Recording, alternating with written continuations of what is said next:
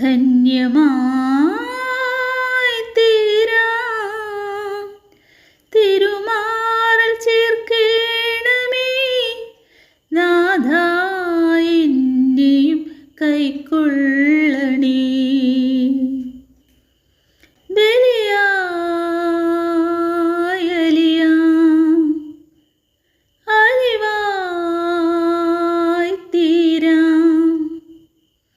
ദാനമീ ജന്മം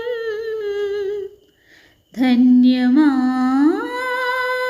തീരാൻ തിരുമാറൽ ചേർക്കേണമേ നാഥാ എന്നെയും കൈക്കൊള്ളണേ.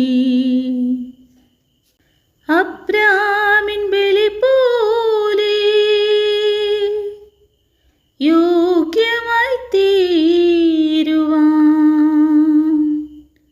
മോറിയാ മലമുകളിൽ നിൻ വരവും കാത്ത് ബലിവസ്തുവായി ഞാൻ കാത്തു നിൽപ്പൂ. അബ്രാമിൻ ബലി പോലെ യോഗ്യമായി മോറിയാ മലമുകളിൽ നിൻ വരവും കാത്ത് ബലിവസ്തുവായി ഞാൻ കാത്തു നിൽപ്പൂ. നിറയുമീ മിഴികളും നീറുമെൻ ഹൃദയവും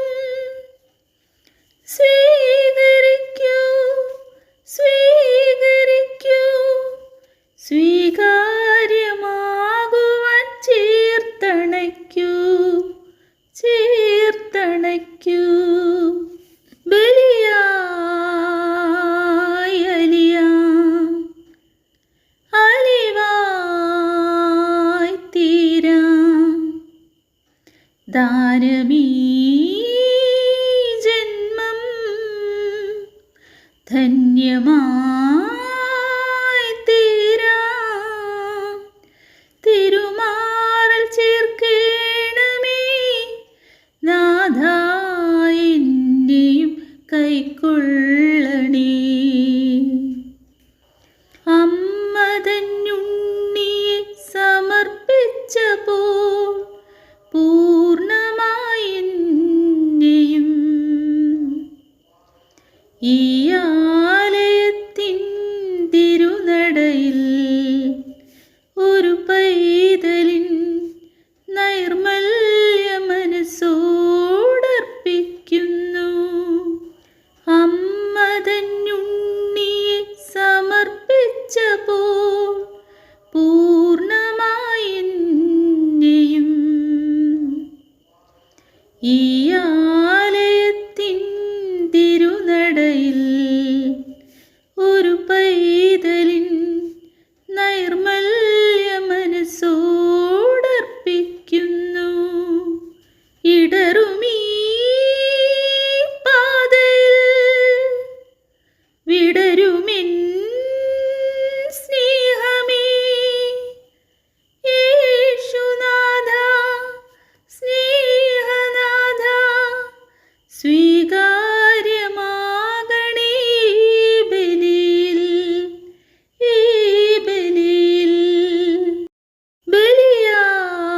ബലിയായി അലിവായി തീരാൻ ദാനമീ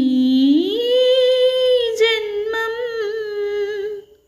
ധന്യമായി തീരാൻ തിരുമാറൽ ചേർക്കേണമേ നാഥാ എന്നെയും കൈക്കൊള്ളണേ.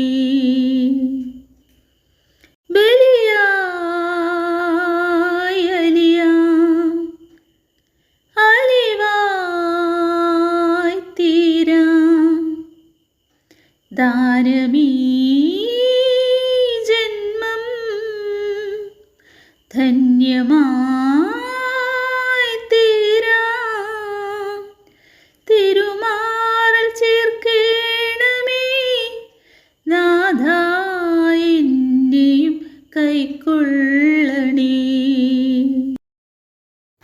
അധ്യായം 12. നമുക്ക് ചുറ്റും സാക്ഷികളുടെ വലിയ സമൂഹമുള്ളതിനാൽ നമ്മെ വിഷമിപ്പിക്കുന്ന ഭാരവും പാപവും നമുക്ക് നീക്കിക്കളയാം. നമുക്കായി നിശ്ചയിച്ചിരിക്കുന്ന ഈ ഓട്ടപ്പന്തയം സ്ഥിരോത്സാഹത്തോടെ നമുക്ക് ഓടിത്തീർക്കാം. നമ്മുടെ വിശ്വാസത്തിൻ്റെ നാഥനും അതിനെ പൂർണ്ണതയിലെത്തിക്കുന്നവനുമായ യേശുവിനെ മുന്നിൽ കണ്ടുകൊണ്ട് വേണം നാം ഓടാൻ. അവൻ തനിക്കുണ്ടായിരുന്ന സന്തോഷം ഉപേക്ഷിച്ച് അവമാനം വകവയ്ക്കാതെ കുരിശ് ക്ഷമയോടെ സ്വീകരിച്ചു. ദൈവസിംഹാസനത്തിൻ്റെ വലത്തുഭാഗത്ത് അവൻ അവരോധിക്കപ്പെടുകയും ചെയ്തു.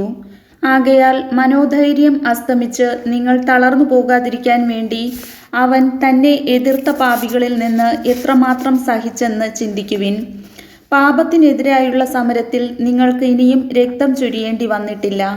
നിങ്ങളെ പുത്രന്മാരെന്ന് അഭിസംബോധന ചെയ്തുകൊണ്ടുള്ള ആ ഉപദേശം നിങ്ങൾ മറന്നുപോയോ? എൻ്റെ മകനെ, കർത്താവിൻ്റെ ശിക്ഷണത്തെ നീ നിസ്സാരമാക്കരുത്. അവൻ ശാസിക്കുമ്പോൾ നീ നഷ്ടധൈര്യനാകുമരുത്. താൻ സ്നേഹിക്കുന്നവന് കർത്താവ് ശിക്ഷണം നൽകുന്നു. മക്കളായി സ്വീകരിക്കുന്നവരെ പ്രഹരിക്കുകയും ചെയ്യുന്നു. ശിക്ഷണത്തിനു വേണ്ടിയാണ് നിങ്ങൾ സഹിക്കേണ്ടത്. മക്കളോടെന്ന പോലെ ദൈവം നിങ്ങളോട് പെരുമാറുന്നു. പിതാവിൻ്റെ ശിക്ഷണം ലഭിക്കാത്ത ഏതു മകനാണുള്ളത്? എല്ലാവർക്കും ലഭിക്കുന്ന ശിക്ഷണം നിങ്ങൾക്കും ലഭിക്കാതിരുന്നാൽ നിങ്ങൾ മക്കളല്ല, ജാരസന്താനങ്ങളാണ്. ഇതിനും പുറമെ നമ്മെ തിരുത്തുന്നതിന് നമുക്ക് ഭൗമിക പിതാക്കന്മാരുണ്ടായിരുന്നു. നാം അവരെ ബഹുമാനിക്കുകയും ചെയ്തു. അങ്ങനെയെങ്കിൽ നാം ആത്മാക്കളുടെ പിതാവിന് വിധേയരായി ജീവിക്കേണ്ടതല്ലേ? ഭൗമിക പിതാക്കന്മാർ തങ്ങളുടെ ഇഷ്ടമനുസരിച്ച് കുറച്ചു സമയം നമ്മെ പരിശീലിപ്പിച്ചു. എന്നാൽ ദൈവം നമ്മെ പരിശീലിപ്പിക്കുന്നത് നമ്മുടെ നന്മയ്ക്കും തൻ്റെ പരിശുദ്ധിയിൽ നാം പങ്കുകാരാകുന്നതിനും വേണ്ടിയാണ്. എല്ലാ ശിക്ഷണവും സന്തോഷപ്രദമെന്നതിനേക്കാൾ വേദനാജനകമായി തൽക്കാലത്തേക്ക് തോന്നുന്നു. എന്നാൽ അതിൽ പരിശീലിപ്പിക്കപ്പെട്ടവർക്ക് കാലാന്തരത്തിൽ നീതിയുടെ സമാധാനപൂർവകമായ ഫലം ലഭിക്കുന്നു. അതിനാൽ തളർന്ന കൈകളെയും ബലമില്ലാത്ത കാൽമുട്ടുകളെയും ശക്തിപ്പെടുത്തുവിൻ. മുടന്തുള്ള പാദങ്ങൾ സന്ധി വിട്ട് ഇടറിപ്പോകാതെ സുഖപ്പെടാൻ തക്കവിധം അവയ്ക്ക് നേർവഴി ഒരുക്കുവിൻ. എല്ലാവരോടും സമാധാനത്തിൽ വർത്തിച്ച് വിശുദ്ധിക്ക് വേണ്ടി പരിശ്രമിക്കുവിൻ. വിശുദ്ധി കൂടാതെ ആർക്കും കർത്താവിനെ ദർശിക്കാൻ സാധിക്കുകയില്ല. ദൈവകൃപ ആർക്കും നഷ്ടപ്പെടാതിരിക്കാൻ ശ്രദ്ധിക്കുവിൻ. വിദ്വേഷത്തിൻ്റെ വേര് വളർന്ന് ഉപദ്രവം ചെയ്യാതിരിക്കാൻ സൂക്ഷിക്കുവിൻ. വിദ്വേഷം മൂലം പലരും അശുദ്ധരായി തീരുന്നു. ഒരു നേരത്തെ ഭക്ഷണത്തിനു വേണ്ടി തൻ്റെ കടിഞ്ഞൂൽ പുത്രസ്ഥാനം വിറ്റ ഏസാവിനെ പോലെ ആരും അസന്മാർഗിയോ അധാർമികനോ ആകരുത്. പിന്നീട് അവകാശം പ്രാപിക്കാൻ ആഗ്രഹിച്ചപ്പോൾ അവൻ തിരസ്കരിക്കപ്പെട്ടു എന്ന് നിങ്ങൾക്കറിയാമല്ലോ. കണ്ണീരോടെ അവൻ അത് ആഗ്രഹിച്ചെങ്കിലും അനുതപിക്കാൻ അവന് അവസരം ലഭിച്ചില്ല. സ്പർശിക്കാവുന്ന വസ്തുവിനെയോ എരിയുന്ന അഗ്നിയെയോ അന്ധകാരത്തെയോ കാർമേഘത്തെയോ ചുഴലിക്കാറ്റിനെയോ കാഹളധ്വനിയെയോ ഇനി അരുതേ എന്ന് കേട്ടവരെ കൊണ്ട് പറയിക്കുന്ന വാക്കുകളുടെ മുഴക്കത്തെയോ അല്ല നിങ്ങൾ സമീപിക്കുന്നത്. മലയെ സമീപിക്കുന്നത് ഒരു മൃഗമാണെങ്കിൽ പോലും അതിനെ കല്ലെറിയണം എന്ന കൽപ്പന അവർക്ക് ദുസ്സഹമായിരുന്നു. ഞാൻ ഭയം കൊണ്ട് വിറയ്ക്കുന്നു എന്ന് മോശ പറയത്തക്ക വിധം അത്ര ഭയാനകമായിരുന്നു ആ കാഴ്ച. സിയോൻ മലയിലേക്കും ജീവിക്കുന്ന ദൈവത്തിൻ്റെ നഗരമായ സ്വർഗീയ ജെറുസലേമിലേക്കും അസംഖ്യം ദൂതന്മാരുടെ സമൂഹത്തിലേക്കുമാണ് നിങ്ങൾ വന്നിരിക്കുന്നത്. സ്വർഗത്തിൽ പേരെഴുതിക്കപ്പെട്ടിരിക്കുന്ന ആദ്യജാതരുടെ സമൂഹത്തിലേക്കും സഭയിലേക്കും എല്ലാവരുടെയും ദൈവമായ ന്യായാധിപൻ്റെ മുൻപിലേക്കും പരിപൂർണരാക്കപ്പെട്ട നീതിമാന്മാരുടെ ആത്മാക്കളുടെ അടുത്തേക്കും പുതിയ ഉടമ്പടിയുടെ മധ്യസ്ഥനായ യേശുവിൻ്റെ സവിധത്തിലേക്കും ആബേലിൻ്റെ രക്തത്തേക്കാൾ ശ്രേഷ്ഠമായവ വാഗ്ദാനം ചെയ്യുന്ന തളിക്കപ്പെട്ട രക്തത്തിലേക്കുമാണ് നിങ്ങൾ വന്നിരിക്കുന്നത്. സംസാരിച്ചു കൊണ്ടിരിക്കുന്നവനെ നിരസിക്കാതിരിക്കാൻ ശ്രദ്ധിക്കുവിൻ. ഭൂമിയിൽ തങ്ങൾക്ക് മുന്നറിയിപ്പ് നൽകിയവനെ നിരസിച്ചവർ രക്ഷപ്പെട്ടില്ലെങ്കിൽ സ്വർഗത്തിൽ നിന്ന് നമ്മോട് സംസാരിച്ചവനെ നാം തിരസ്കരിച്ചാൽ രക്ഷപ്പെടുക കൂടുതൽ പ്രയാസമാണ്. അന്ന് അവൻ്റെ സ്വരം ഭൂമിയെ ഇളക്കി. എന്നാൽ ഇനിയും ഒരിക്കൽ കൂടി ഞാൻ ഭൂമിയെ മാത്രമല്ല ആകാശത്തെയും ഇളക്കും എന്ന് ഇപ്പോൾ അവൻ വാഗ്ദാനം ചെയ്തിരിക്കുന്നു. ഇനിയും ഒരിക്കൽ കൂടി എന്ന പ്രയോഗം സൂചിപ്പിക്കുന്നത് ഇളക്കപ്പെട്ടവ, സൃഷ്ടിക്കപ്പെട്ടവ നീക്കം ചെയ്യപ്പെടുമെന്നാണ്.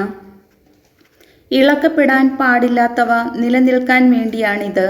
സുസ്ഥിരമായ ഒരു രാജ്യം ലഭിച്ചതിൽ നമുക്ക് നന്ദിയുള്ളവരായിരിക്കാം. അങ്ങനെ ദൈവത്തിന് സ്വീകാര്യമായ ആരാധന ഭയഭക്തി ആദരങ്ങളോടെ സമർപ്പിക്കാം. കാരണം നമ്മുടെ ദൈവം ദഹിപ്പിക്കുന്ന അഗ്നിയാണ്. കർത്താവിൻ്റെ വചനം.